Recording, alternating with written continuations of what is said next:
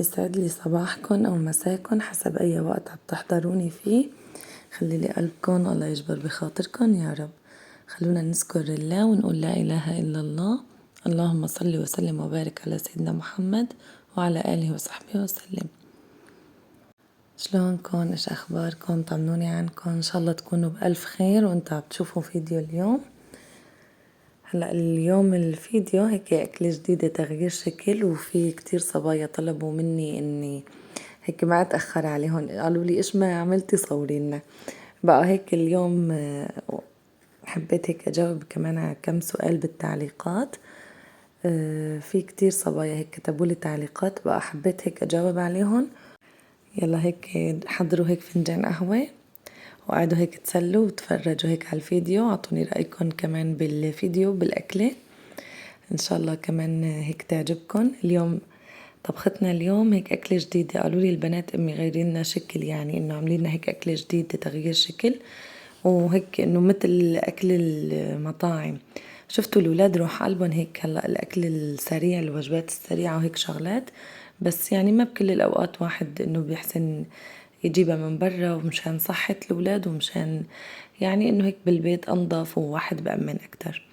اي والله، فقررت هيك اليوم اسوي لهم فاهيتا، وحتى انه ما قليت بطاطا مع جنبها هيك مشان يعني ياكلوا اكل صحي اكتر، ما انه على طول البطاطا المقلية وهالاكلات عن جد كتير الاولاد عم ينقذوا منها. بتلاقي يعني لو اكلوا بيشبعوا بنفس الوقت، وبعد بشوي بيرجعوا بيجوعوا هيك، وبتحسوا يعني هلا صحيح انه البطاطا المقلية طيبة، بس هيك أكلات صحية أكتر وأشبع لهم، وأكلات الرز كمان غيرت لهم شكل. أول شي جبت عندي كيلو صدر فروج، قطعته بهالطريقة هيك شرايح، مو مثل الشاورما بتكون أرق وأقصر شوي. وحطيت بس بهار وشوية توم بودرة وبصل بودرة، وكمان تقريبا فنجان زيت نباتي، وفيكن كمان تحطوا لها زنجبيل بس انا ما كان في عندي. وهذا السر هون، يعني الفاهيتا هي سر نكهتها بالمطاعم انه بيحطوا لها بالتتبيله شويه خردل. هلا هو كمان بيحطوا وقت اللي بيعملوا الساندويشة بالاخير، بس هيك سبحان الله، يعني انا هي اول مره هيك بدوقن للبنات الخردل، ما كتير نحن بنضيفه للاكل عنا، فما كتير عجبتهم طعمته، بس بتتبيلة الفروج كتير كتير عطت طعمة طيبة وجديدة، يعني حسينا عن جد بتغيير. حتى انه البنات قالوا لي ماما انه هي اطيب من المكسيكان، وعلى طول عملينا منها حسوها يعني انه اطيب، وحتى بتتقدم بكذا طريقة.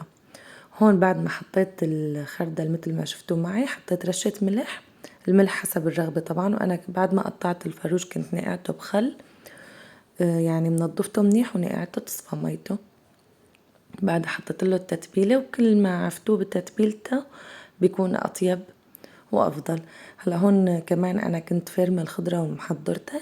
هلا بفرق إنه عن المكسيكانو إنه هي ما بدها بصل كتير، يعني حطيت بصلة وحدة مقاس تقريبا وسط، وحطيت فليفلة حمراء وخضراء كمان ما كترت، فرمت تقريبا 3 حبات فليفلة حمراء و3 حبات فليفلة خضراء، وحطيت وفتحت علبة درة حطيتهم جهزتهم. هلا كمان هي بتحبوا تحطوا لها فطر كمان كتير بتطلع معها طيبة، هي يعني بنحط معها فطر. هون حطيت الفنجان الزيت تقريبا مقدار فنجان زيت بالمقلاية، وحطيت الفروج بعد ما حميت النار، وما لازم احركه ابدا حتى ما يطلع الفروج ناشف طالع ميته بالتقلاية. هلأ بعيفه. هون اليوم مغيرة التصوير، كانت جاي الكهرباء فعملت الأكل على الليزرية. اي والله، هيك بحكي لكم يا صبايا. هلا لوقت ما تستوي هيك يستوي الفروج ويدبل، هلا انتو كمان هيك كتبولي بالتعليقات ايش طيبخين وذكروني هيك بأكلة. عن جد عم نحتار ايش بدنا نطبخ، والله هيك واحد عبمل من التكرار الأكلات. والله أنا امبارحة قبل ما أعمل هاي الأكلة عملت عدس بحامض، هيك البنات مشتهين عليه كانوا. حماتي طبخت مخلوطة، قام البنات اشتهوا، قال أمي عاملين عدس بحامض، وعندي بيسان وماريا والصغار بدهم عدس بحامض، وجنى وماريا بدهم مخلوطة. قلت لهم يعني على مين انا ايش على مين بدي ارد ولا مين بدي اطبخ على كيف مين. والله حماتي سكبت لي مخلوطة عرفت لها يا لجنى وماريا، ونحن اكلنا العدس بحامض. عن جد كتير طيب وتغيير شكل. هيك صرت اضحك، مو نزلت عنا مطر قلت يلا الام السورية بس نزلت المطر فورا بتعمل عدس، ان كان شوربة عدس ولا مخلوطة ولا كان عدس بحامض. اي والله. هيك بحكي لكم يا صبايا، هون بعد ما استوى الفروج تقريبا يعني ضفت البصل، بس كمان ما بدي احرك ابدا مشان الفروج ما يطالع المي اللي بقلبه ويضل ما يصير ناشف ويضل هيك طري. هون ضفت الفلفل الحمراء والخضراء، وضفت تقريبا علبة درة. كتير عن جد كتير طعمتها طيبة، وعن جد حسيناها تغيير شكل. وبتتقدم هي بثلاث طرق، بتصير انه نفس الطريقة، ونحط على وجهها جبنة وتنحط بالفرن، وبتتقدم جنبها بطاطا، وفي كمان بخبز التورتيلا او بالخبز العادي حتى. وانا هلا عملتها هون بالصمن، صمن الفاهيتا هو خاص بهي الاكلة، جبت منه وعملته. وعن جد كتير طيبة وبتشبع، يعني حتى البنات وانا كلياتنا يعني كل مين اكل سندويشة واحدة شبعنا. وجبت لهم لبن روبته جنبه، عن جد كتير كتير طيبة. هلا فيكن كمان جنبها مو شرط انه لبن، فيكن جنبها كولا او يعني اللي بيحب، بس انا هيك عم بحاول انه ما طعميا اكل يكون مو صحي. ما قليت بطاطا، قلت ما بدي انه ياكلوا بطاطا بالايام العادية وقت اللي بعمل هيك اكلات مكسيكان وهيك شغلات. وقت اللي بقلي البطاطا البنات ابدا ما بياكلوا من الاكل، وخصوصا فرح وعسل الصغار عندي عن جد ما بيعودوا بياكلوا ابدا منه. وهون بعد ما استوت، هلا هي ما بدها انه تستوي الخضرة كتير، هو الفروج مستوي والبصل. ضفت الفليفلة بعد شي 10 دقايق تقريبا، البصل كان راح يدبل. ضفت الفليفلة والذرة يعني مسلوقة مستوية، يعني مستوية وخالصة. رشيت لها هيك شوية جبنة على وشها. هلا هاي الجبنة على الوش اختياري، فيكن تضيفوها فورا بالسندويشة وفيكن تحطوها هيك. انا حطيت نص كمية الجبنة بالطواية هيك مشان تدوب، ومشان هيك يعني تطلع بكل السندويشات نفس بعض. وحطيت وانا بعمل الصمنات حطيت لهم كمان شوية جبنة بقلبهم، وبعدها بسخنهم على السخانة اكيد. هون فتحت الصمنة وما طلعت قلبها، هيك كبستها شوي مشان يصير فيها وسع، وهيك حشيتها. وهيك حشيت لهم اياها للبنات على السواق. الامي يعني هي مثل هلا بالمطعم قلت لها نفسها، يعني نفس الشي. حتى انه انا هون عم بدعمها اكتر، كل واحد بالبيت يعني بيدلل حاله اكتر وبتحسوا ارتب وانظف. وعن جد يا صبايا ما اكلت معي وقت ابدا ابدا، فورا. عن جد كتير هالأكلة يعني هيك تحضيرها كتير سهل وسريعة. وهون عبيت الصمنة. هلأ هي بالمطاعم وقت اللي بنجيبها جاهزة أو إنه حدا بيجيبها جاهزة بيكون على وشها خردل وكاتشب. بقى أنا وبناتي ما كتير بنحب الكاتشب يعني، وما بنحب المايونيز. حطيت كريم توم وحشيت السندويشة وحطيت على وشها شوية جبنة مبشورة. هي فيها جبنة يعني، بس اللي جبنة حسيتها انه هيك عشان تصير جبنتها اكسترا. عن جد كتير هاي الأكلة حبيناها، وكتير هيك سهلة وسريعة وما بتاكل أبدا وقت. هي بس انه وقتها انه تتبل منيح. اذا واحد حضر الفروج قبل بنهار وتبله، يعني شغلتها كلها على بعضها ما بتاكل وقت، يعني ساعة وأقل يمكن. كتير حبوها البنات، وحتى أنا عم بطبخها يقولوا لي يعني أمي إشو يعني هي مثل المكسيكان وإشو أكلة جديدة. قلت لهم لا والله أكلة جديدة، عن جد رح هلأ تحبوها. عن جد كيفوا البنات وقت اللي حطيتها، قال لي ريحتها عن جد غير شكل.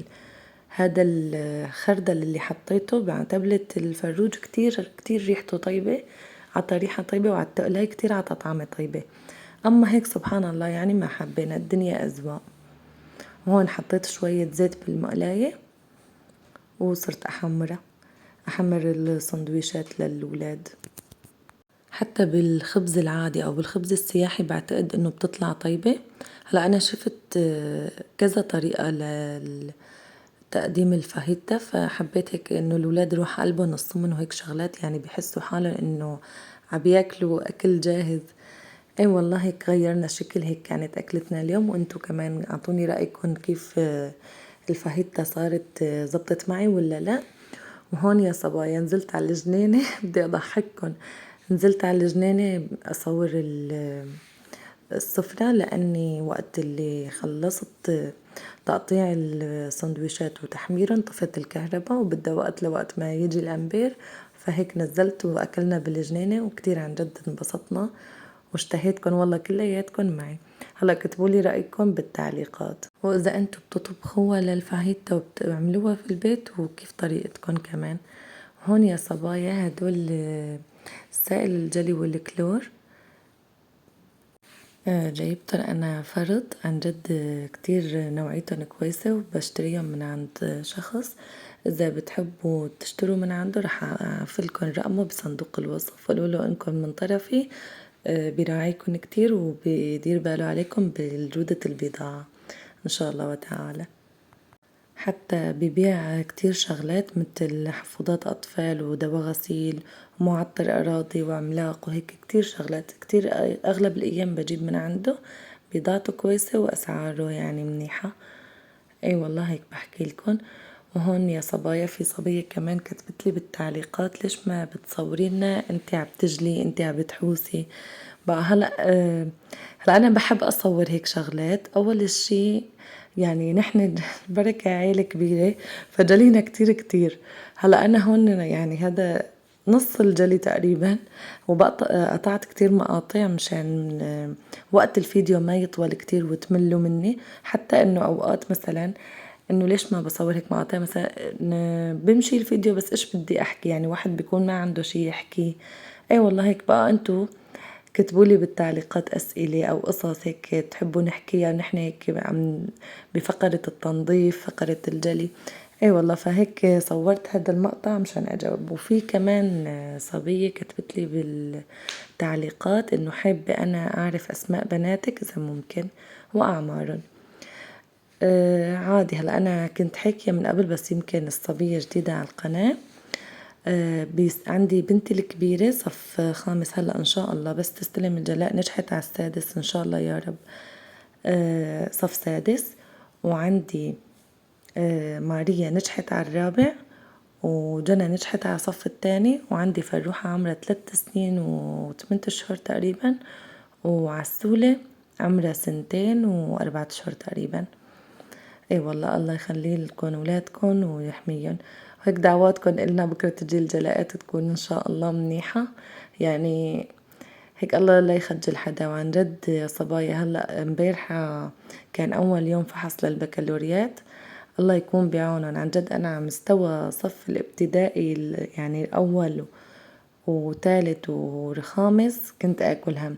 الله لا يخجل حدا وإن شاء الله يا رب الله يوفق كل الطلاب، وإن شاء الله الكل يا رب هيك ينجحوا، وإن شاء الله هيك بتمضى على خير يا رب. وإذا في كمان أسئلة بتحبوا تسألوني إياها كتبولي بالتعليقات، وأنا إن شاء الله كل فيديو بشوفوا التعليقات وبرد عليكم.